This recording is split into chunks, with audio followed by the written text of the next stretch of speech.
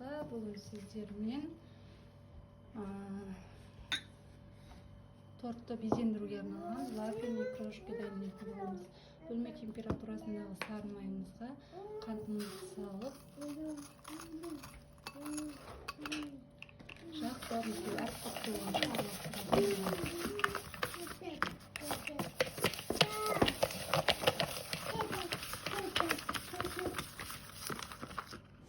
Маған үлкен ыдыс ыңғайсыз болған соң осы кесеге салып алдым.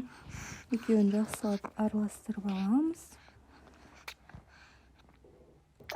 Сосын үстіне белокты салып, жақсылап тағы да араластыратын боламыз.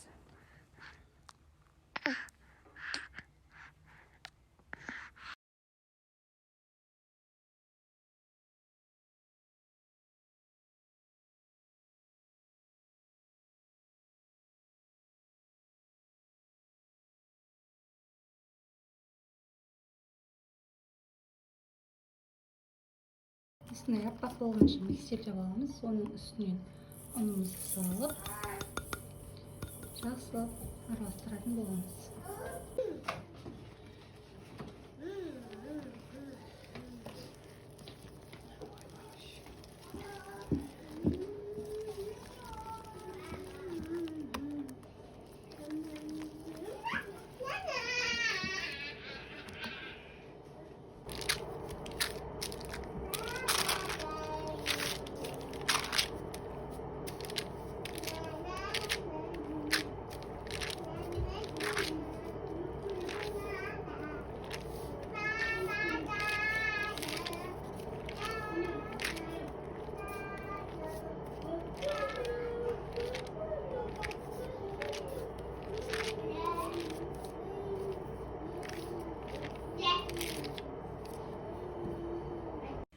Кез келген тортты осындай әдемі етіп вафельный крошкамен безендіре аласыздар.